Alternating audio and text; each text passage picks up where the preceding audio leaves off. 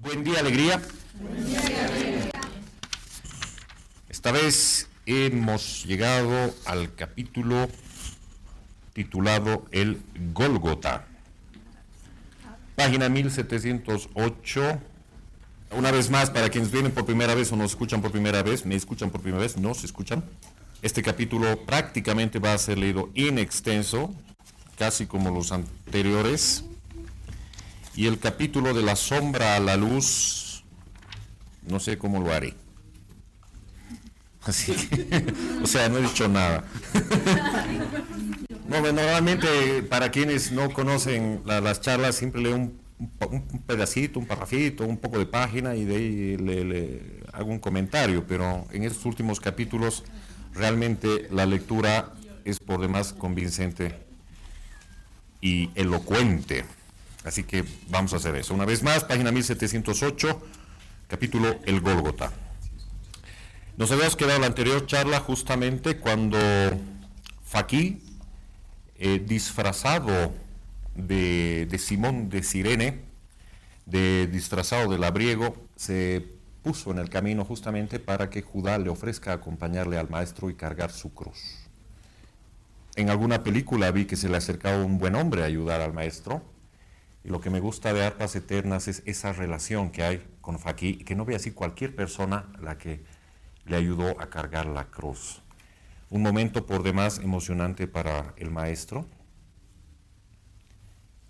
Y justamente voy a leer esa partecita cuando dice, cuando toma la cruz, le dice, ¿qué pasaría por el alma nobilísima y tierna del ungido cuando el Hak Ben Faquí, su amigo, le tomó la cruz y la cargó sobre su espalda? Los ojos del mártir se llenaron de lágrimas y de su corazón de hijo de Dios subió a los cielos este divino pensamiento. Te adoro y te bendigo, Padre mío, porque han florecido mis rosas de amor sembradas en la tierra. Libre ya el maestro de aquel peso excesivo para su endeble y delicada naturaleza, su cuerpo se irguió de nuevo y continuó caminando al lado de Faquí. Y continuó. Los últimos en conocer la triste noticia fueron los discípulos venidos de la lejana Galilea. La promesa de Yahshua hecha esa misma noche a María de Magdalo de que antes de ponerse el sol él sería libre, les mantuvo arrullados por la esperanza hasta que llegó Nicodemos desolado, pálido como un muerto, a llevarles la dolorosa verdad. La dolorida madre del mártir, como la estatua viva de la angustia, no se movió ni para exhalar un grito en aquel terrible momento. El supremo dolor de su alma parecía paralizar todos sus movimientos. Se sentía morir junto con él y esperaba la muerte en una quietud que espantaba. Los discípulos se volvieron contra la castellana de Magdalo para increparla duramente por el engaño que les había hecho. Tú siempre viendo visiones, le decía Juan con su voz entrecortada por los sollozos. Algún mal genio se te presentó, mujer, para engañarte y lo tomaste por el maestro, decíale Tomás ásperamente. Una tempestad de censura se levantó contra ella, que anonadada y sin comprender lo sucedido, se apoyó contra el marco de la puerta para no caer. Sentía que todo daba vueltas alrededor suyo y un temblor convulsivo estremecía su cuerpo. La dulzura de Pedro volvió en su ayuda. No habléis así sin saber lo que decís. No es justo perder del todo la esperanza. Si, como dice Nicodemos, el príncipe Judá manda la guardia, me parece que no será para llevar al maestro a la muerte. ¿Qué sabemos nosotros de la forma en que subirá a su reino? Estas palabras de Pedro calmaron, aunque levemente, la agitación de todos aquellos amigos del maestro, que en número mayor de 100 se hallaban en aquel recinto. Ese es un pequeño detalle. A lo largo de toda la obra hemos visto cuántas almas agradecidas estaban con el maestro como para estar pendientes de él, mientras que tradicionalmente a través de las películas hemos visto simplemente que ya se lo ve de Pilatos Herodes, otra vez Pilatos, y directamente camino a la cruz, pero no sabíamos el contexto que estaba pasando alrededor, qué pasaba con sus discípulos, qué pasaba con sus amigos, porque está claro que hasta esa visión hemos perdido un poco, que el maestro también tenía amigos más allá de los discípulos, de los seguidores que tenía el maestro, que eran varios, y ante esta noticia, como menciona aquí la autora, mayor a un centenar se hallaban en aquel recinto. Allí estaba Felipe el Griego, como le llamaban, y debido a su temperamento vivo y ardiente, fue uno de los primeros en reaccionar y dijo resueltamente: en vez de estar aquí discutiendo lo que será o no será, corramos todos al pretorio de la torre y veremos por nuestros ojos lo que ocurre. Más tardaron en oír estas palabras que en salir corriendo en revuelto montón hombres, mujeres y niños. A los pocos pasos andados en la calle se encontraron con Boanerges, que venía sin aliento corriendo a todo lo que daban sus pies. Le llevan ya por la calle de Jope al monte de las calaveras. Dios bendito, allí mueren los criminales ajusticiados, gritó la anciana Salomé, que apoyada en su marido andaba lentamente. A Miriam, que se empeñó en acudir cerca de su hijo, aunque fuera para verlo morir, le conducían el tío Jaime y Pedro, que iban detrás de todos. Juan, Boanerges, María de Mágdalo y sus compañeras, Felipe con el huérfano Policarpio, los hijos de Ana y Gabes, Marcos y Ana de Nazaret, todos jóvenes, tomaron la delantera y corrían agrupados como bandadas de pájaros, asustados por la proximidad de la tormenta. Los más ancianos atrás, esquivando los tropiezos para no caer, lamentando sin duda la pesadez de sus miembros que les impedía la carrera, seguían a los otros con la agitación y la ansiedad pintada en el rostro. Viendo estos cuadros vivos, el divino maestro hubiera repetido su genial pensamiento: Padre mío, te adoro y te bendigo porque han florecido mis rosas de amor sembradas en la tierra. Juan, María y Boanerges se adelantaron por fin al grupo y pasaron como una exhalación por la puerta de Jope entre una nube de polvo que levantaban sus pies. Una atmósfera asfixiante y pesada caía como plomo sobre su fatiga, y densos nubarrones negros iban cubriendo la opalina claridad de los cielos. Ese es un detalle. Siempre, cuando vemos también la tradición, vemos que se oscurece el cielo solo cuando el maestro da su último aliento. Otros dicen que era un eclipse, por algún lugar escuché eso, y que eso era el motivo de la oscuridad de ese momento. Aquí la autora nos describe eso. Una atmósfera asfixiante y pesada caía como plomo sobre su fatiga, y densos nubarrones negros cubriendo la opalina claridad de los cielos. Multitudes de gentes a las que llegaba tardía la noticia de quién era uno de los ajusticiados aquella tarde, asomaba de todas las encrucijadas de las calles y llegaban por todos los caminos. Sí, si él ha devuelto la vida a los muertos y curado leprosos y ciegos de nacimiento, es el Mesías anunciado por los profetas. Él no puede morir, no morirá jamás, porque Jehová mandará a sus ángeles que le arranquen de sus verdugos. Todos estos comentarios hacía a gritos la multitud, corriendo hacia el monte de las calaveras, donde esperaban presenciar el más estupendo de los prodigios del Cristo. Cuando el primer grupo de nuestros amigos galileos dio vuelta el recodo de un árido barrancón cubierto de ramas secas, se les presentó como pintado sobre la negrura del cielo tormentoso el más terrible cuadro que pudieran presenciar sus ojos. Yahshua, el dulce maestro, a quien venían buscando, suspendido de un madero en cruz, en la cúspide del monte, entre dos ajusticiados que debían morir con él. Juan y Boanerges se apoyaron uno en otro para no caer de bruces sobre el polvoriento camino. María de Mágdalo se estremeció toda en una violenta sacudida que casi la tiró a tierra. Señor, gritó con suprema desesperación y echó a correr nuevamente como si un vértigo de locura se hubiera apoderado de ella.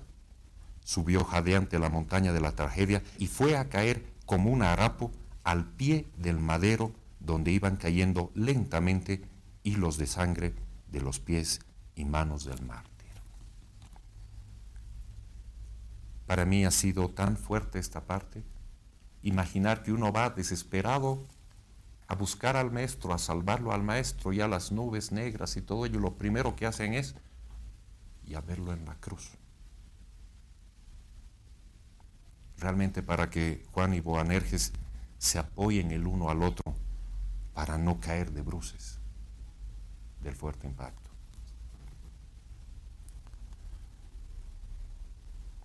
María de Magdala se estremeció toda en una violenta sacudida que casi la tiró a tierra. Señor, gritó con suprema desesperación y echó a correr nuevamente como si un vértigo de locura se hubiera apoderado de ella. Subió jadeante la montaña de la tragedia y fue a caer como un harapo al pie del madero, donde iban cayendo lentamente hilos de sangre de los pies y manos del mártir. Judá y Longinos, como dos estatuas ecuestres, con la faz contraída por el dolor, presenciaban aquel cuadro imposible de describir. Las mujeres lloraban y rezaban. El pueblo se amontonaba al pie del monte como una marea humana que tenía rumores de olas embravecidas. Como trazos formidables de luz, los relámpagos iluminaban a intervalos la negrura de la tormenta que tronaba con loca furia encima de millares de cabezas humanas atormentadas por 1000 diversos pensamientos. De pronto vieron con espanto que las colinas adyacentes ardían en rojas llamaradas. Cada cúspide parecía el cráter de un volcán, y una especie de fantasma vestido de flotantes velos rojos corría de un fuego a otro arrojando combustible más y más en las hogueras ardientes. Era Versia, la druidesa Gala, que acompañaba la entrada a su reino del Hijo de Dios con el resplandor de 100 fuegos sagrados con que evocaba el gran Jesús para recibir a su Hijo. La tierra temblaba estremecida con violentas sacudidas y las montañas ardientes se abrían en tremendos terremotos, expulsando con furia de las antiguas grutas sepulcrales allí existentes los blancos esqueletos humanos que pasaron allí largos años de quietud y que en un extraordinario cataclismo arrojaba ante los ojos de aquellas multitudes sobrecogidas de terror y de espanto. Los jueces del Sanedrín, cuya conciencia les gritaba asesinos, quisieron oír temiendo más que nada el furor de los elementos, pero el príncipe Judá, como un arcángel de la divina justicia, mandó a sus guardias que le sujetaran sin permitirles moverse de aquel sitio. «¡Cobardes asesinos!», les gritó con fuerza a fin de hacerse oír entre el fragor de la tormenta y el chocar de las rocas que se desmoronaban por los flancos de las montañas. «¡Cobardes asesinos! ¡Quietos ahí! Para que caiga como una eterna maldición sobre vosotros el último aliento del Hijo de Dios que habéis asesinado». Un pavoroso silencio se fue haciendo poco a poco, solo interrumpido por los sollozos de las mujeres y las plegarias de la muchedumbre que al pie del trágico monte veía sin poder creerlo, como una escultura de marfil suspendida entre el cielo y la tierra, al profeta de Dios que unos días antes había entrado a Jerusalén entre hosanas de gloria y aclamaciones de triunfo y de amor. En la agitación suprema y suprema ansiedad en que todos estaban sumergidos como infelices náufragos en un mar tempestuoso, había olvidado por completo a los fieles ancianos que acompañaron al Verbo de Dios desde la cuna. Eliacín y Chipro pensaron en ellos, y en las modestas literas cubiertas llevadas por una veintena de criados, les condujeron al monte del sacrificio, donde el Hijo de Dios, el dulce Yahshua, que tuvieran de niño en sus brazos, entregaba su vida en el altar santo del amor fraterno, cimiento y coronación de su obra grandiosa de liberación humana. Allí iban a verle morir Melchor de Joreb, Simónides, Gaspar el hindú, Filón de Alejandría, Elcana y Sara, Josías, Eleazar y Alfeo, cuya ancianidad avanzada les imposibilitaba hacer a pie el penoso camino de barrancos y matorrales que conducía al monte de las calaveras. Los 4 amigos doctores habían corrido como enloquecidos buscando a los miembros del Sanedrín que quedaron sin aviso del juicio que se realizaba, con la esperanza de formar mayoría y anular la sentencia de muerte dada contra el justo, aunque esto fuera a última hora.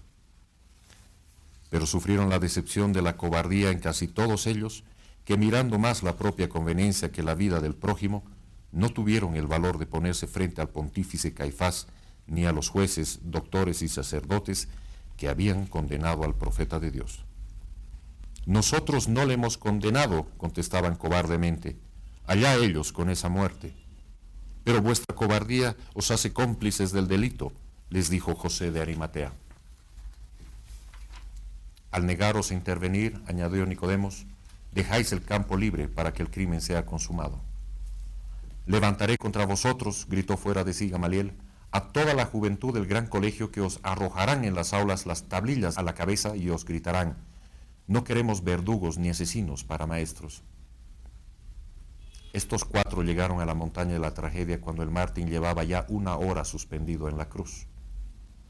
Tanto ellos como la triste procesión de los ancianos se vieron en grandes dificultades para llegar al pie de la montaña debido a los enormes trozos de roca y de tierra que el terremoto había arrojado sobre todos los senderos que conducían a ella.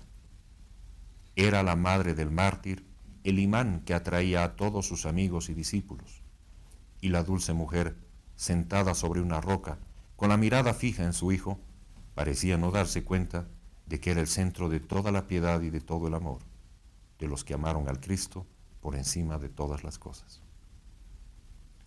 La humana personalidad del mártir se agotaba visiblemente con la pérdida de sangre y la pesadez de la atmósfera ardiente como una llama. Los ojos de sus discípulos, amigos y familiares lo abrazaban con sus miradas llenas de ansiedad y desesperación, esperando en vano que a una palabra suya se abrieran los cielos y legiones de arcángeles justicieros bajaran como enjambre de pájaros luminosos para arrancar al ungido de su patíbulo infame. Pero el alma del Cristo flotaba sin duda por horizontes lejanos, o su clarividencia le presentó con vivos colores las consecuencias del crimen que los dirigentes de Israel cometían, porque su voz doliente exhaló un gemido como un sollozo para decir, perdónalos, Padre, porque no saben lo que hacen. Algunas voces amigas clamaban entre sollozos, Hijo de Dios, Mesías de Israel, acuérdate de mí cuando estés en tu reino. Algunas voces amigas, siempre se da esto al ladrón bueno. Llévanos, Señor, contigo, no queremos la vida sin ti. ¿Se entiende ahora por qué dicen, acuérdate de mí cuando estés en tu reino? Ya no querían vivir sin Él, por eso decían, llévanos, no queremos estar sin ti. Hasta los elementos estallan de furor contra los verdugos del Hijo de Dios. Pero esta y otras frases, al igual que las plegarias y los llantos, se perdían entre el estampido de los truenos, el chocar de las piedras que saltaban a gran distancia y el crepitar de las ramas que los fuegos sagrados de Bercia iban reduciendo a cenizas. Un jinete de turbante y manto blanco que el viento agitaba como alas que volasen desesperadamente, se apeó al pie de la montaña y fue a caer de rodillas en lo alto de la explanada donde habían levantado los cadalsos. Levantó su mirada a los cielos y luego sus ojos negros y profundos se posaron con infinita angustia en aquel rostro amado en el cual ya aparecían las huellas de la muerte. Era el Sheikh Hilderín, que acababa de llegar de Jericó, a donde le llevaron la terrible noticia cuando se disponía a entrar con sus valientes jinetes árabes para proclamar al ungido del Señor como rey de Israel. El terror se apoderó de toda aquella enorme multitud, cuando un espantoso trueno hizo estremecer la montaña y en la negrura de los cielos el siniestro resplandor del rayo apareció como una serpiente de fuego que se rompía en la inmensidad. Los que estaban más próximos al divino mártir le oyeron decir, Padre mío, recibe mi espíritu, todo fue consumado. La hermosa cabeza sin vida se inclinó como un lirio tronchado por el vendaval. Recién entonces Judá, Faquí, Hilderín, Simón y de sus discípulos, amigos y pueblo comprendieron que ya no tenían nada que esperar. Entonces se desató como un huracán el furor de Judá, de Faquí, de Hilderín, de Bercia, que habían subido con los suyos con hachones ardientes para iluminar las tinieblas. Con los pilums o lanzas, con jabalinas, con látigos, hicieron rodar montaña abajo las literas de púrpura y oro de los magnates del templo. Fuera de aquí, lobos hambrientos, Atrás, vampiros mercaderes del templo, antes que haga aquí una carnicería con todos vosotros, gritaba enfurecido Judá. Las mitras, las tiaras, los tricornios brillantes de pedrería salían volando, mientras sus dueños asaltos bajaban la montaña como lebreles, acobardados a la vista de los leopardos. Sus esclavos huían despavoridos ante el jinete del turbante blanco y el centurión de caballo retinto, que no daban tregua a los que poco antes vociferaban con burlas soeces y salvajes gritos. «Ya no está él para verme», gritaba como enloquecido Judá. «Sus ojos están cerrados y no me imponen silencio. Fuera de aquí, malvados. Ahora soy yo la justicia de Dios para acabar con todos vosotros». Versia, la druidesa Gala, había hecho un imponente fuego sagrado al pie de la montaña trágica, con las literas y púrpuras sacerdotales y las zarzas secas de los barrancos. ¿No era aquel árido peñasco un altar en el que había sido inmolado el hombre luz, el Hijo del gran Jesús? El pueblo se desbandaba a todo correr, presa del horrible pánico, y la policía montada iba a retirarse también. Cuando solo quedaba en el recinto de la tragedia los familiares, discípulos y amigos, Judá se quitó el casco, coraza y cota de mallas y lo entregó a Longinos diciéndole: «Dirás al gobernador que he terminado mi papel de militar». Longinos le saludó militarmente y al frente de las fuerzas bajó la colina ennegrecida de sombras pensando: el gobierno romano y el Sanedrín judío se hundirán en igual abismo porque unidos ajusticiaron a un Dios encarnado superior a los dioses del Olimpo.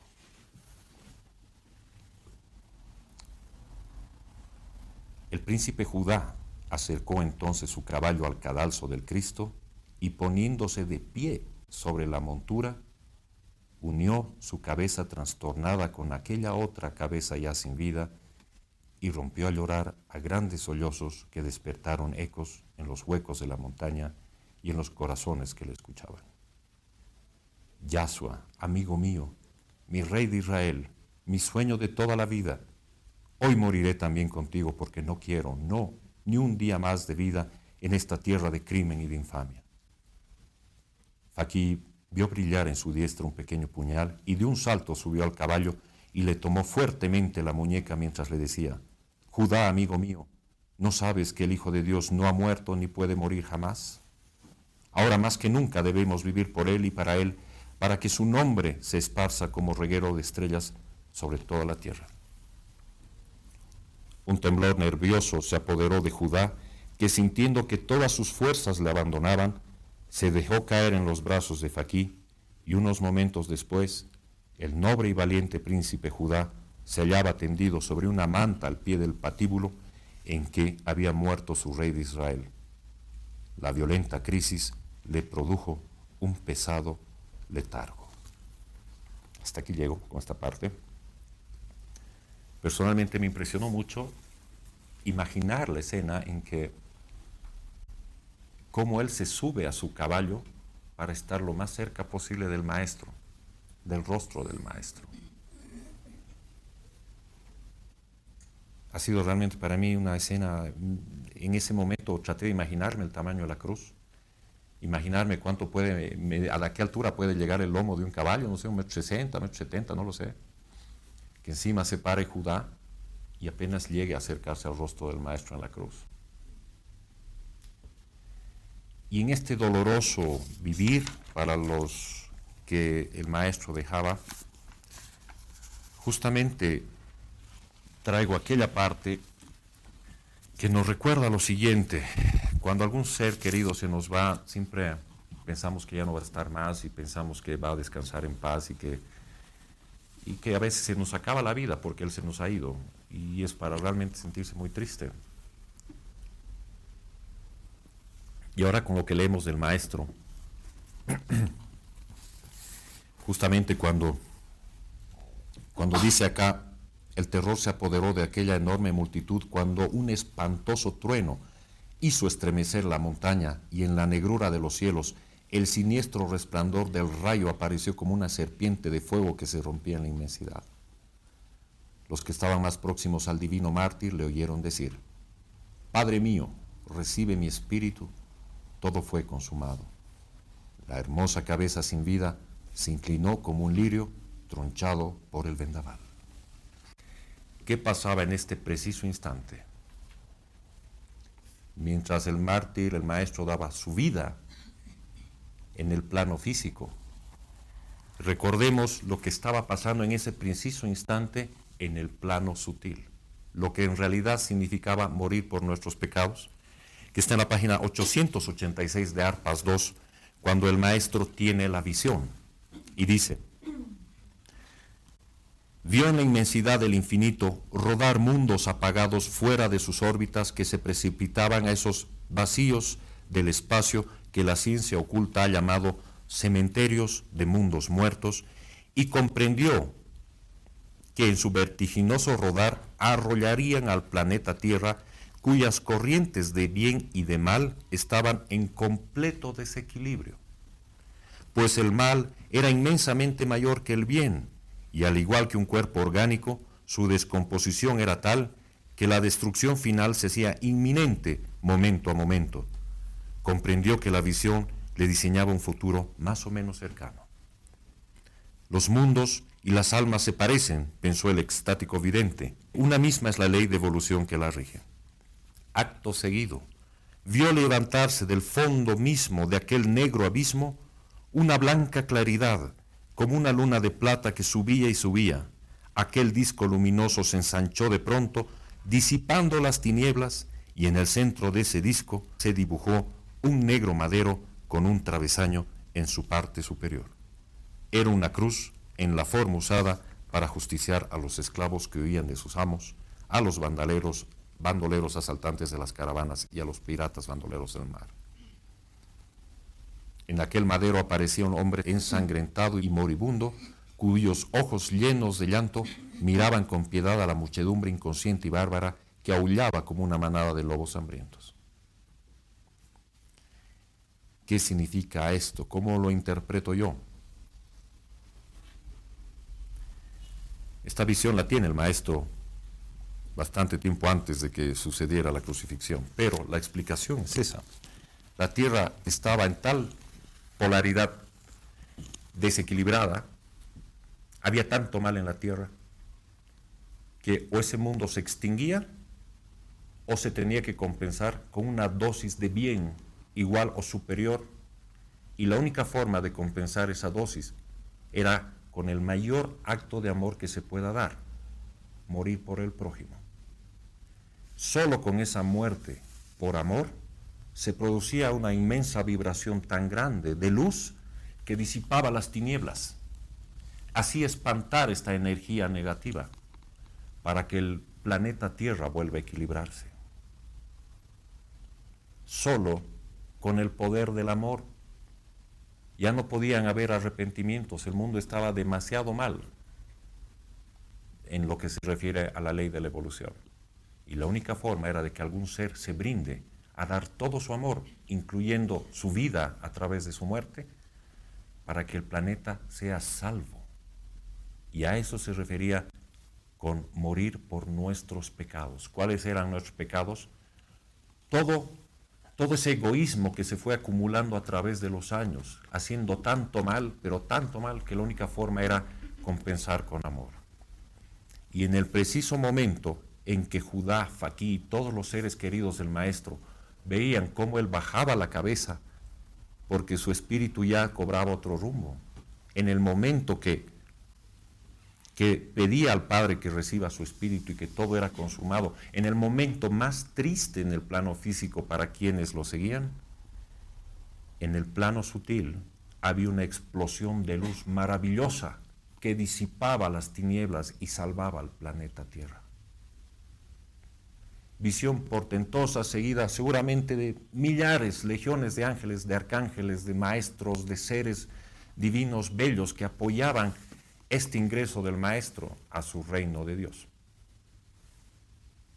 Que nosotros lo comprendemos mal a la hora de celebrar desde el nacimiento hasta lo que fue su crucifixión. Entonces esos 3 días que cada año se recuerda, nosotros siempre lo vivimos en un penar muy grande, en una tristeza muy profunda. cuando en realidad no estamos viendo el gran festejo de la gran obra que hizo el Maestro al entregar su vida para salvarnos. Obviamente, para quienes estaban en tierra, no veían eso, no entendían eso. Para ellos simplemente era la muerte del Maestro. La gente decía, pero Él era el Hijo de Dios. Él curaba, Él sanaba, Él resucitaba. ¿Por qué se dejó matar? ¿Era realmente el Hijo de Dios? ¿Será que nos engañó? ¿Será que era un mago? Pero nadie entendía que esa era la única forma de salvar al planeta, dando su vida por los demás. La mayor expresión de amor. Sus discípulos y mucha gente cercana entendió eso muchísimo tiempo después, porque en ese momento el dolor era obvio, y segundo, que no se comprendía lo que el Maestro siempre decía: mi reino no es de este mundo. A donde voy no podéis venir conmigo. Y mientras no comprendieron eso, fue una profunda tristeza para todos, para los más cercanos, ver a ese ser tan maravilloso que todo lo daba y nada pedía para sí, siendo tan poderoso, tan bellamente amoroso, para que muera como un vil ajusticiado. Nadie podía creer eso. ¿Dónde estaba el Dios? ¿Dónde estaban sus arcángeles que se lo iban a llevar y liberarlo de esa infamia? Nadie comprendía eso, salvo posiblemente los esenios más avanzados. Y era de suponer ya el sentir de Judá, de acompañarlo paso a paso y después verlo morir lentamente. Y después ver todas sus esperanzas perdidas al extremo de querer suicidarse. Continúo leyendo la página 1714. Pequeños bultos sombríos se veían aquí y allá, y entre aquellas tinieblas ni aun los amigos se reconocían. La dolorida madre, apoyada en su hermano Jaime, se había acercado hasta la cruz en que estaba muerto su amor, y sus manos heladas buscaron a tientas los pies heridos y húmedos de sangre de aquel Hijo Santo por el cual tanto y tanto había padecido durante toda su vida. Esa descripción de lo que sucede, creo que muchos de nosotros nunca hemos visualizado más allá de lo que se nos ha mostrado a través de la televisión o del cine.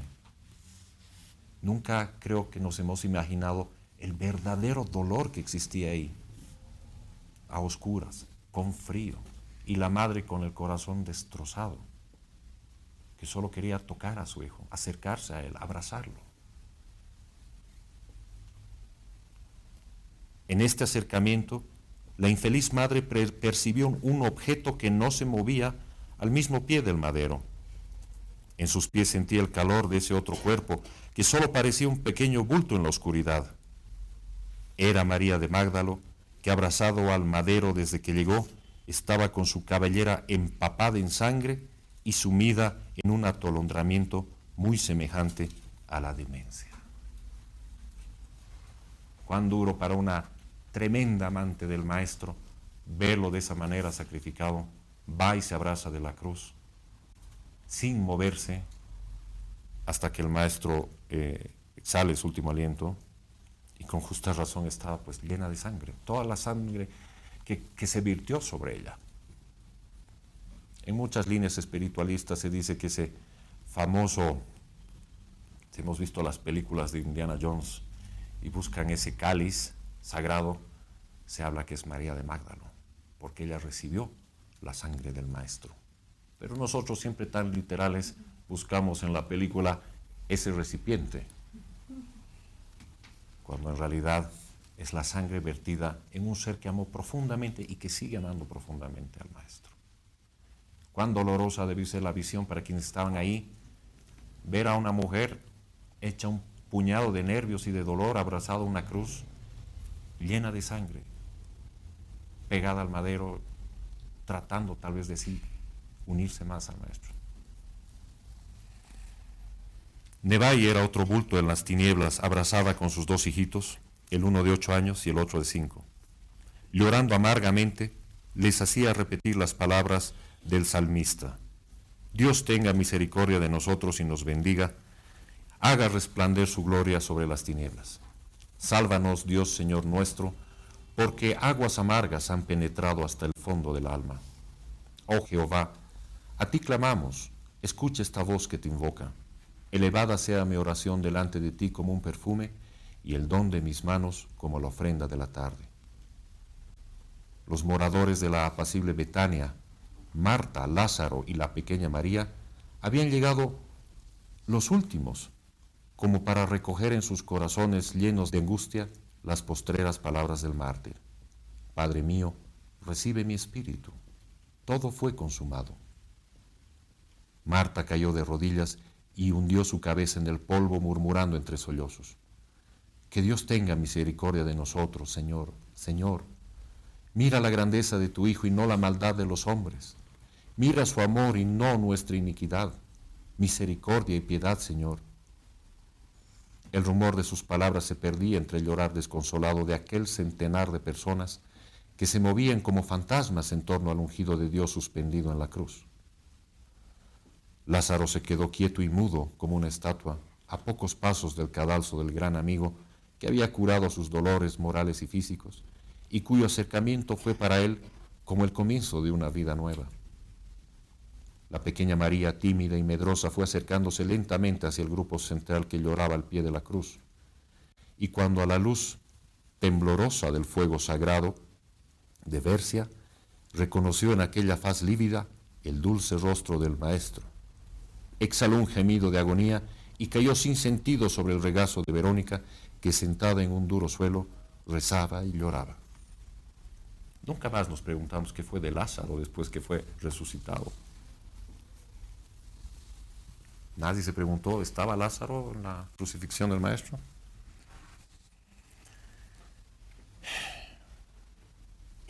La pobre niña no volvió en sí hasta algunas horas después. José de Arimatea y Nicodemos, imagínense lo que fue para María ver al Maestro así. O sea, lo mínimo que uno hace es realmente desmayarse del dolor. José de Arimatea y Nicodemos habían vuelto a la ciudad a pedir al gobernador el permiso necesario para bajar al Maestro del madero y darle sepultura esa misma noche, en vista de que al siguiente día no permitía la ley hacer ese trabajo. Obtenido el permiso, los hombres más jóvenes y fuertes procedieron a descender aquel amado cuerpo que tantas fatigas había sufrido por consolar a sus semejantes. Melchor y Gaspar, previendo aquel momento, habían traído en sus literas las vendas y lienzos de lino exigidos para la inhumación. Con los asientos de las literas en que fueron conducidos los ancianos, se formó un estrado cubierto con un blanco lienzo y allí depositaron a Yahshua muerto. Miriam, su madre, puesta de rodillas, pudo por fin abrazarse a la amada cabeza de su hijo y besar sus ojos cerrados, su frente, su boca, sus mejillas, como si con el calor de sus besos quisiera inyectarle de nuevo la vida. Los hombres y las mujeres, ancianos y niños, desfilaron conmovidos en torno a aquel humilde féretro en que yacía el cuerpo inanimado del mártir que la noche antes les repartía el pan y el vino y les abrazaba en una postrera despedida. Sus últimas palabras resonaban en las almas doloridas como los trenos dolientes del que parte para no volver. Donde yo voy, vosotros no podéis seguirme por ahora. Os dejo mi último mandamiento, que os améis unos a otros como yo os amo. Me buscaréis y no me hallaréis, pero no os dejo huérfanos, porque mi Padre y yo vendremos a vosotros si os amáis como Él y yo os amamos. Pedro recordaba que había negado esa noche a su Maestro y arrodillado a sus pies lo besaba 1000 veces y los bañaba con sus lágrimas que parecían no agotarse jamás. Juan recostó un momento su frente sobre aquel pecho desnudo donde más de una vez había apoyado su cabeza y había escuchado el latir de aquel gran corazón que entonces estaba mudo.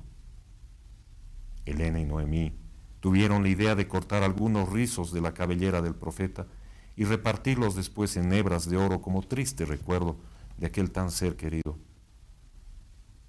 que no había sido solo el resplandor de un sol entre ellos, sino que había tenido vida de hombre. Les había amado como hombre y les había consolado como amigo y enseñado como maestro. El pensar que no le tenían ya más les enloquecía de angustia, y nuevos coros de sollozos ahogados despertaban ecos en la montaña sombría, donde el fuego sagrado de la druidesa Gala daba reflejos de oro y sangre a la dolorosa escena final. Los 10 hombres más ancianos de aquella fúnebre reunión se encargarían de ungir el cadáver con los óleos aromáticos de costumbre y envolverlo en el sudario espolvoreado de incienso, mirra y aloe. Gaspar, Melchor, Filón, Elcana, Josías, Alfeo, José de Arimatea, Pedro, Simónides y el tío Jaime. La dulce madre ungió la cabeza de su hijo con los raudales de su llanto inconsolable y la cubrió con el velo blanco que se quitó de la suya. Los discípulos jóvenes habían explorado las inmediaciones de la montaña a la luz de las antorchas en busca de una gruta nueva que un familiar de José de Arimatea había adquirido y arreglado para la sepultura de los suyos. Sobre un lecho formado con 20 brazos unidos por las manos, los hombres jóvenes condujeron el cadáver a esta sepultura provisoria, ya que la noche les impedía llevarlo al panteón sepulcral de David, sobre el cual tenía derechos hereditarios el príncipe Salum de Loes. Conduciendo a su gruta sepulcral el cadáver de Yahshua, que había soñado con la igualdad humana, vemos las manos unidas de príncipes, pastores, jornaleros, doctores y hasta un esclavo. El Hak Ben Faki, el Sheikh Hilderín, Gamaliel, Nicodemos, Nicolás, Felipe, Juan, Marcos, Jacobo y Bartolomé, Otoniel, Isaías, Efraín, Gabes, Nataniel, Chipro y Boanerges, Zebeo y 2 jóvenes discípulos de Melchor. Los hombres de edad seguían el cortejo fúnebre recitando los trenos de Jeremías y llorando silenciosamente. Solo el príncipe Judá no pudo seguir tras el cadáver de su rey de Israel, porque tendido aún sobre una manta al pie del cadalso, rodeado por su madre, su esposa y sus 2 hijitos, parecía luchar entre la vida y la muerte. Su inmovilidad completa, su respiración apenas perceptible y los débiles latidos de su corazón hacían temer a los suyos que aquella vida no tardaría en extinguirse. Este doloroso incidente dio motivo a que todos se dirigieran al palacio Itamar. Los ancianos en literas y los jóvenes a pie, era aquello como una triste procesión de fantasmas sombríos, atravesando caminos y barrancos, y luego las oscuras y tortuosas calles de Jerusalén, sumidas en profundo silencio. Las trágicas impresiones del día, la noche obscura y tormentosa, las patrullas de los soldados que recorrían las calles para evitar sublevaciones populares, todo flotaba como un hálito de pavor sobre la ciudad de los profetas mártires y de los reyes homicidas. Hasta aquí es el capítulo del Gólgota y nos refleja muchos pequeños detalles que tal vez nunca los habíamos pensado, así como cuando desencarna algún ser conocido o querido, lo que se hace es personas que cargan el féretro. De la misma manera, eso pasó también con Yahshua. Y en este caso, como menciona acá, era un grupo de manos unidas que lo llevaban al maestro. Cuando decía justamente que eran las manos unidas de príncipes, pastores, jornaleros, doctores y hasta un esclavo. Así estaba rodeado el maestro de su gente. Y también pensar cuán dolorosa debía ser esa noche para todos aquellos que le querían, a todos aquellos que veían esa injusticia tan grande. No en vano la guardia estaba un poco preocupada por evitar sublevaciones de cualquier tipo. No podía quedar indiferente una muerte tan trágica para la gente que tanto le amaba. Y nosotros siempre que hemos tenido una visión tan naif de lo que fue su crucifixión, da el último aliento, se va al corte, tal vez a los pies de la cruz, después ya a la escena donde lo llevan a la tumba, y después viene la resurrección. Pero no vemos todos, bueno, la aparición del Maestro y después, la resurrección, la aparición, pero no vemos realmente todos estos detalles, cuán doloroso ha podido ser para todos, cómo ha podido sentirse el corazón de Pedro después de haberlo negado, que lo ve ahí, a su Maestro. ¿Quién le quita ese dolor del corazón a Pedro? ¿Quién quitaba el corazón de todo, el dolor del corazón de todos aquellos? Pero casi nadie pensaba en lo que seguía sucediendo en el plano sutil. Se dice varias cosas, según la iglesia tradicional, de lo que pasó en el momento que el Maestro muere y qué pasa con su alma, de aquello que desciende y vuelve a subir. Pero en ese preciso instante de todo ese profundo dolor, con toda seguridad, el alma radiante de Yahshua crecía mucho más, se expandía mucho más.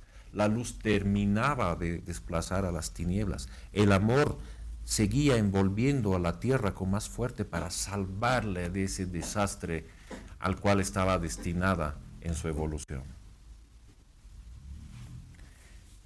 Y ese desastre que se evitó con la muerte del Maestro fue lo que él dijo: esto no se acaba hasta dentro de 20 centurias. Aquella semilla que dejó sembrada, aquellas rosas que florecieron, como dijo el Maestro, tendrían que salir por todo el mundo a llevar su palabra durante los próximos 20 siglos, para que recién ahí culmine por completo un ciclo empezado desde su nacimiento, en realidad desde muchos milenios antes, pero en este caso desde su nacimiento y consumado con su sacrificio. A partir de ese momento tan glorioso en los planos espirituales, recaía una responsabilidad muy grande en sus discípulos y en sus seres más cercanos y en todos aquellos que decidieron seguir sus huellas, para desde ese entonces hasta hoy continuar con su palabra, continuar con su trabajo, que no se limita a predicar.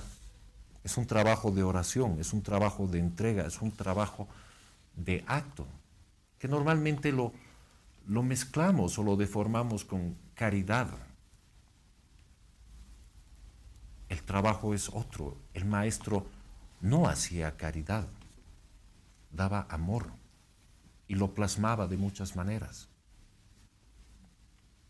Y es un trabajo grandioso en esa explosión de luz y de amor en los planos espirituales mientras él desencarnaba, entre comillas, que es una luz que no se apaga hasta hoy. Gracias a eso seguimos vivos, gracias a eso podemos estar aquí en esta charla, porque el trabajo no ha terminado.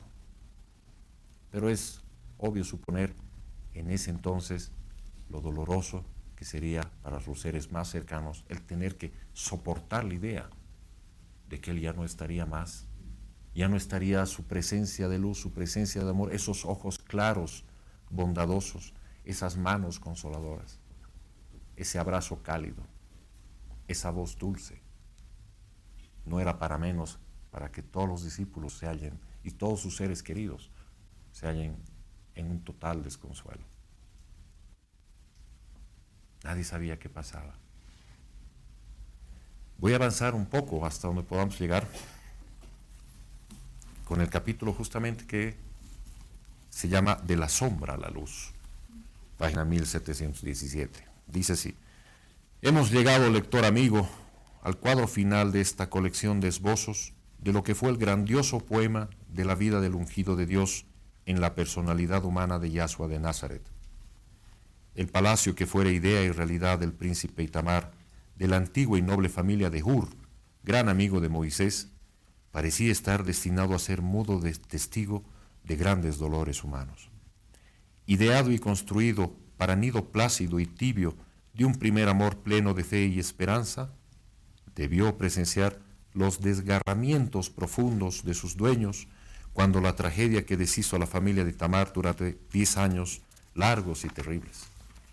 Presenció asimismo la inmensa desolación de los familiares, amigos y discípulos del Cristo mártir en el primer anochecer del día de su muerte, día que el mundo llama Viernes Santo y cuyo dolor ha servido durante 20 siglos para significar toda angustia inconsolable y única en nuestras vidas humanas. Esto parece un Viernes Santo, se dice cuando un desconsuelo inmenso llena nuestra morada de silencio y de sombras. El gravísimo estado físico del jefe de la familia añadía otra nota más de amargura a la copa que ya rebosaba en todos los corazones. Los médicos habían diagnosticado una congestión cerebral de la que no tenían ninguna esperanza de salvarle. El desolado grupo de los amantes del Cristo, del hombre genial que acababa de desaparecer, veían en el príncipe Judá el hombre fuerte, el roble gigantesco que podía ofrecer amparo a todos en ausencia del maestro, para el caso de persecuciones que no podían tardar, dado el odio satánico de los príncipes y doctores del templo contra el justo asesinado por ellos. Su vinculación hereditaria con los grandes hombres del gobierno romano en su calidad de hijo adoptivo del victorioso Drumviru Quintus Arrius, que había liberado al imperio de la plaga de los piratas, dueños de los mares, le daba un poderoso ascendiente en las esferas gubernativas de los países civilizados. ¿Quién sino él podía protegerles de las furias del Sanedrín judío? Judá era para muchos el ideal César, y era uno de los planes justamente, que él sea el nuevo César y el maestro siga siendo el rey, como ellos decían, el rey de Israel. Pero la propuesta era para muchos que quien debía asumir ese cargo era Judá, el nuevo César. Obviamente no para la historia tradicional que conocemos. La noche del viernes y todo el sábado siguiente fue angustiosa espera para el dolorido conjunto de los amantes de Yahshua. El Hak Ben Fakí les animaba diciéndoles: la patria Tuareg es inmensa como el Sahara impenetrable, y mi padre es allí uno de los consejeros de la reina Selene. Os llevaré pues a mi país si en el vuestro os veis perseguidos. Gaspar, príncipe de Srinagar y señor de los dominios de Bombay, ofrecía albergar a cuantos quisieran huir de la nación desventurada que fue ingrata a los dones de Dios. Melchor, con sus grandes escuelas en la península del Sinaí, el monte Joreb, el monte Gor y Cades Barnea, hacía iguales ofrecimientos. Y el Sheikh Filderín, uno de los más poderosos caudillos con que contaba para su defensa el rey Jared de Arabia, decía a los amigos de su amigo muerto: tengo un huerto de palmeras por donde corre el río Orontes, con un lago como vuestro mar de Galilea, donde navegan 1000 barcas sin darse sombras unas a otras, y cuyas orillas son praderas donde pastan rebaños de camellos, de caballos árabes, de cabras y ovejas que no se pueden contar. Tras de los montes Jebel y en la espesura de los montes Basán, tengo viviendas de rocas defendidas por miles de lanceros y donde pueden vivir cómodamente varios centenares de familias. ¿No había dicho el Mesías nuestro Rey que nos amemos unos a otros como Él mismo nos ha amado? Si hemos de perpetuar su pensamiento, haciéndole vivir en nuestra propia vida, entre nosotros no debe existir el egoísmo de lo tuyo y lo mío. Bosra, Rafana y Pela, en el camino real de las caravanas, son ciudades tan importantes como Jerusalén, Seftópolis y Cesarea, y hasta allí no llega la garra del Sanedrín judío. Todas estas voces amigas, plenas de afecto y de sinceridad, solo conseguían abrir más la herida profunda que todos sentían en el fondo de su alma. Razón tenía nuestro maestro, dijo Pedro después de un largo silencio. Muerto el pastor, se dispersarán las ovejas. Derrumbada la torre en la que anidaban las golondrinas, volarán hacia los puntos de la tierra. Era el imán que a todos nos atraía. Era la cadena de oro que nos ataba unos a otros. Era el árbol que nos daba sombra. Con él lo teníamos todo, y sin él no tenemos nada, sino nuestro dolor y nuestra desesperación. Bueno, voy a acabar la página, falta media página. Todas estas frases iban saliendo como gritos del alma herida de muerte de aquel grupo de seres que en la negrura de su angustia no acertaban a comprender la vida sin aquella gran luz que les había alumbrado por el corto tiempo que estuvieron a su lado. Todos esperaban con ansias la terminación del sábado para prestar al gran amigo ausente el postre servicio, en extremo doloroso por cierto, pero del que no podían eximirse sin creerse culpables: el traslado del cadáver a su sepultura definitiva en el panteón sepulcral de David, que se hallaba fuera de las murallas en el camino de Betlehem. Realizado esto, dispondrían de sus personas y de sus vidas como a cada cual le pareciera mejor. Miriam, la incomparable madre del mártir, recostada en un diván, se había sumido en un profundo silencio. Todos pensaban en servirle de protección y de amparo en su inmensa soledad, aún rodeada de tantos seres amigos que la amaban tiernamente, pero nadie se atrevía a hacerle ofrecimiento alguno, porque sería recordarle más aún que el gran hijo ya no estaba a su lado. El sábado, a la noche, las mujeres jóvenes se dieron cita para ir al amanecer del domingo a la sepultura del maestro, llevando un féretro de madera de sándalo con incrustaciones de plata, dentro del cual colocarían el cuerpo para trasladarle al panteón sepulcral de David, que quedaba a un estadio más o menos del lugar en que se hallaba. Tradicionalmente solo vemos que el maestro está envuelto ya en el lugar definitivo. Y uno diría, ¿por qué era así? ¿No usaban tampoco féretros? ¿No utilizaban otro tipo de transporte para la persona que había fallecido? Tampoco pensamos en eso. Leo o no leo, ¿qué hora es? Ya dice, el viernes a la última hora se había contratado el féretro para el domingo al amanecer, pero antes de acercarse al sepulcro vieron que por allí no andaba nadie, por lo cual comprendieron que el mercader que lo vendió se había retrasado. Las dos compañeras de María con Boanerges y Juan volvieron a la ciudad para hacer la reclamación conveniente. La castellana de Mágdalo, viéndose sola, subió de nuevo a la colina del Gólgota o Calvario y contempló con infinita amargura el patíbulo del maestro aún tendido en tierra, con las huellas de su sangre donde estuvieron sus manos y sus pies. Su llanto corrió sobre aquel madero ensangrentado y parecióle mayor entonces que antes la inmensa desgracia que había caído sobre todos los que amaron al Cristo. Los dos ajusticiados juntamente con él aún pendían de las cruces, y uno de ellos estremecía en los últimos espasmos de la agonía. Sin la familia y sin amigos, antes de salir el sol, debían ser arrojados en la fosa común en el muladar. Qué triste para esos dos ajusticiados, que nadie se acuerde de ellos y iban a ser botados al muladar en breve. El maestro, pensó María, habría tenido piedad aún de esos míseros despojos de dos criminales, y yo debo tenerla también. Antes de bajar de la colina trágica, besó por última vez la sangre seca en el madero y buscó los clavos con los que el mártir estuvo suspendido en él, pero no los encontró. Seguramente, dijo, alguno de los íntimos los ha recogido, y se dirigió hacia el sepulcro, que distaba solo unos 200 pasos, pero cuya entrada, confundida entre los barrancos y matas de espinos, que era lo único que crecía en aquel árido lugar. Grande fue su sorpresa cuando vio removida la piedra que cerraba la entrada a la gruta, y que la sepultura misma estaba destapada y la losa caída hacia un lado. Se asomó a mirar el fondo y vio el sudario y el velo en que le envolvieron la cabeza. Le han llevado al panteón de David antes de lo que habíamos pensado, dijo. Aún no ha aparecido el sol. ¿Cómo es que madrugaron tanto? Y se sentó sobre una piedra a la entrada de la gruta llorando silenciosamente, mientras miraba la preciosa ánfora de alabastro llena de aceite de nardos que había llevado para derramarlo sobre el cadáver del Señor al colocarlo en el féretro. Sintió de pronto un leve ruido de los arbustos y hierbas secas y volvió la cabeza. A través de sus lágrimas vio el bulto de un hombre. Si tú le has visto sacar de aquí o le has llevado, dime dónde lo han puesto para que yo vaya a ungir su cadáver, le dijo. María, dijo una voz. Era la del maestro que la llamaba por su nombre. Maestro, gritó ella arrojándose a sus pies que iba a besar. No puedes tocarme, dijo la visión, porque mi carne ya no es más. Vuelve con los míos y dile lo que has visto y oído.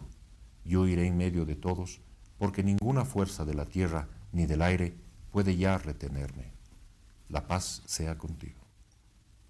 La visión había desaparecido y María, con el rostro en tierra, besaba y lloraba sobre el trozo de roca en que él estuvo parado. María, loca de alegría como lo había estado de angustia, echó a correr hacia la ciudad. Antes de llegar a la puerta de Jope, encontró a sus compañeras con los hombres que traían el féretro. «No está más en el sepulcro», les dijo, «es inútil que vayáis allí». Y bajando la voz, dijo a sus compañeras: «El Maestro vive, le he visto y me ha hablado. Dice que vendrá entre todos nosotros. Pronto, pronto, corramos a nuestra morada, avisad a los demás, no sea que él llegue allá y no nos encuentre». Sus compañeras le seguían creyendo que se había vuelto loca. Llegó jadeante al palacio Genadad, residencia de los Galileos, y encontró a Pedro con la mayoría de los discípulos íntimos. Nadie quiso creerle la noticia. Aún estaba fresca en la memoria de todos aquella otra noticia llevada por ella, que antes de la puesta del sol del viernes, el Maestro sería libre. «Calla, mujer, calla», díjole Pedro con inmensa amargura. «Tú eres la visionaria de siempre. José de Arimatea y sus amigos le habrán llevado al sepulcro de David sin tenernos en cuenta nosotros que tanto deseábamos darle esta última prueba de nuestro afecto». Y cubriéndose el rostro con su manto comenzó a llorar con gran desconsuelo. María, sentada en el pavimento, lloraba también, creyendo ella misma ser víctima de una ilusión de su amor. Los discípulos más jóvenes ya se levantaban para correr al sepulcro a cerciorarse de la realidad, cuando el cenáculo, sumido aún en el claro oscuro del amanecer, se inundó de luz y la clara y dulce voz del Maestro se hizo oír de todos ellos: «La paz sea con vosotros. ¿Por qué habéis dudado? ¿No os dije que entraba en la gloria de mi reino, que me haría dueño de todos los poderes en los cielos, en la tierra y en los abismos? El sepulcro no puede retener a los que ha glorificado el amor. Preparaos para volver a Galilea, que es más propicia para recibir allí los dones de Dios». Y su transparente y sutil personalidad se deslizó ante todos, y cada uno de los que estaban presentes, los cuales, mudos de estupor, no sabían si estaban en el mundo de los vivos o eran víctimas de una fantástica quimera. Más o menos a la misma hora, igual visión se les había presentado en el palacio de Itamar, sumido en la angustiosa ansiedad de que querían ser los últimos momentos de la vida de Judá.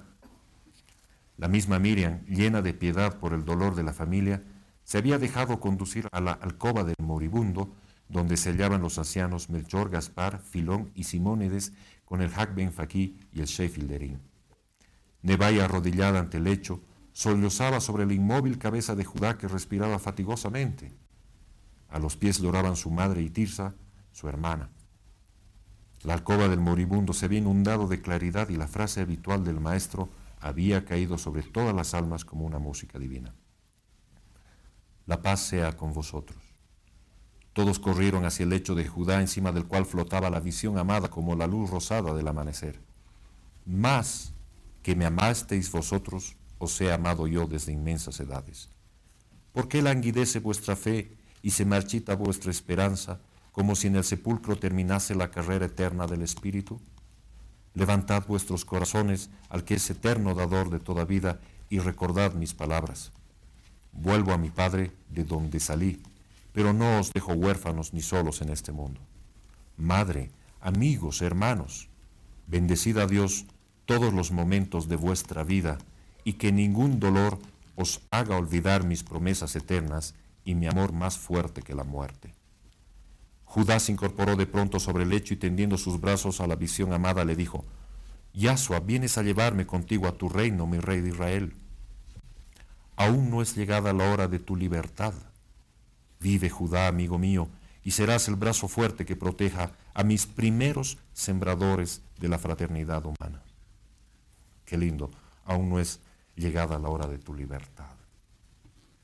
La visión se esfumó tan sutilmente como había aparecido, por más que todas las miradas hubieran querido retenerla estampada en la retina, igual que en el fondo del alma. Los ancianos y las mujeres recitaban llorando el salmo de Aleluya, símbolo bellísimo del Aleluya, símbolo bellísimo de las más puras alegrías del alma humana prosternada ante la grandeza divina.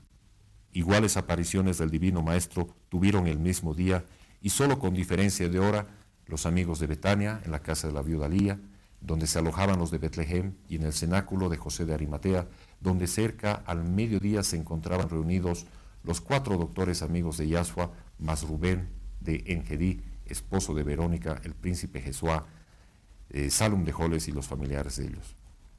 El ungido del amor eterno no olvidó a ninguno de cuantos le amaron hasta el fin.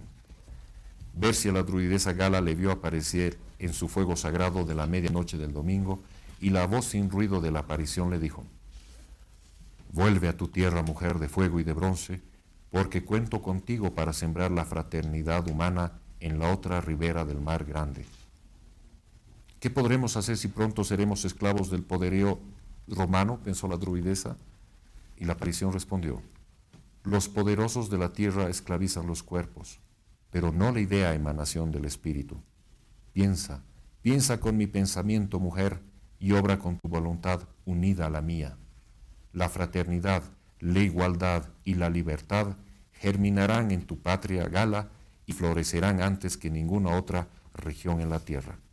La paz sea contigo. Nuevamente el maestro le hacía recuerdo a Bercia que centenares después sonaría muy fuerte: igualdad, fraternidad y libertad en la tierra, Gala. Pero qué hermoso cuando dice, y es un mensaje para todos nosotros, cuando dice el maestro: piensa con mi pensamiento, mujer, y obra con tu voluntad unida a la mía. Palabras hermosas que creo que son nuestra brújula, nuestra luz en nuestra vida. Y cuando vivimos toda esta experiencia, de pronto nos damos cuenta cuán pequeños y egoístas hemos sido con nuestros afanes diarios que nos dejan sin dormir, que nos dejan con el insomnio porque nos preocupamos de esto, de aquello, y son cosas tan pequeñas al lado de tanta grandeza. Y en estos pequeños egoísmos nos olvidamos justamente de él: piensa con mi pensamiento y obra con tu voluntad unida a la mía. Aquí hay un break, un cortecito en el capítulo, que es donde vamos a detenernos, y la próxima charla retomamos para culminar este capítulo, que son 4 páginas más, y es el capítulo final de Arpas 3, porque ya lo último que se presenta en la página 1730 es Cumbres y Llanuras, correspondiente al capítulo 4, solamente son 2 páginas introductorias, que ya veremos cómo la desarrollamos de aquí a 2 charlas. Pero por lo pronto, la próxima charla ya culminamos con lo que es Arpas Eternas y con la ascensión del Maestro a su reino nuevamente. Ha sido más larga que de costumbre esta charla, pero creo que realmente una gran inspiración para nuestras vidas, para entender la grandiosidad de este Maestro Nazareno, y pues que realmente sea la vibración de su amor en sus vidas, en nuestras vidas, y llevémonos ese amor a nuestra casa para repartir a nuestros seres queridos y a los no queridos, para que empecemos a quererlos también. Eso ha sido todo, y bueno, nos vemos la próxima semana. Gracias.